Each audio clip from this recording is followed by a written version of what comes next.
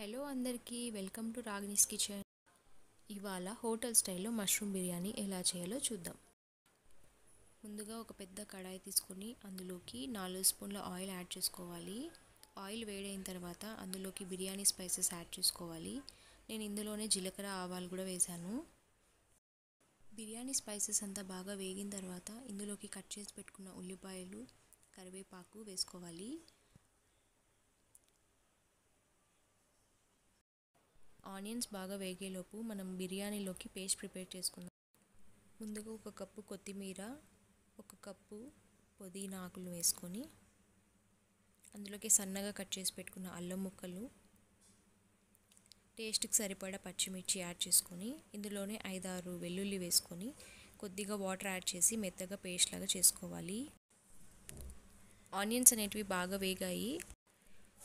ఇందులో మనం ముందుగా కట్ చేసి పెట్టుకున్న మష్రూమ్ ముక్కలను యాడ్ చేసుకొని ఆయిల్లో కొద్దిసేపు ఇలా వేగనివ్వాలి. 3 నిమిషాలు ఇలా మూత పెట్టుకొని బాగా మగ్గనివ్వాలి. తర్వాత ఇందులోకి మనం ముందుగా పేస్ట్ చేసుకున్న పుదీనా కొత్తిమీర పేస్ట్ని యాడ్ చేసుకొని కొద్దిగా వాటర్ యాడ్ చేసుకొని కొద్దిసేపు ఉడకనివ్వాలి.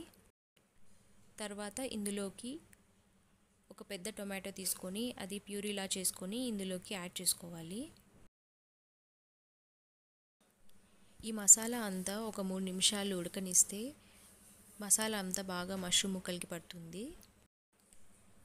ఇందులోకి నేను నానబెట్టుకున్న 2 కప్పుల బియ్యాన్ని యాడ్ చేస్తున్నానండి. ఇప్పుడు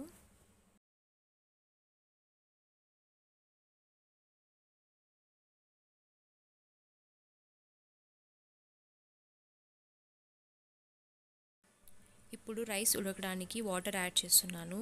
1 కప్పు రైస్కి 2 కప్పుల వాటర్ యాడ్ చేస్తున్నాను.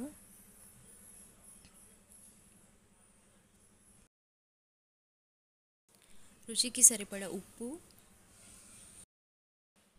అలాగే 1 స్పూన్ పసుపు వేసుకొని కలుపుకోవాలి. ఇప్పుడు మూత పెట్టుకొని రైస్ని ఉడకనివ్వాలి. మధ్యలో ఇలా మూత తెరిచి కలుపుతూ ఉండాలి, కింద అడుగంటకుండా వస్తుంది.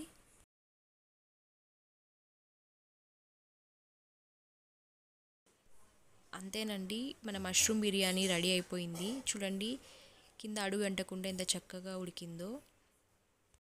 తప్పకుండా ఈ రెసిపీని ట్రై చేయండి. మష్రూమ్ తినని వాళ్ళు కూడా చాలా ఇష్టంగా తింటారు. నా వీడియో నచ్చినట్టయితే తప్పకుండా like, share and subscribe. Thank you for watching.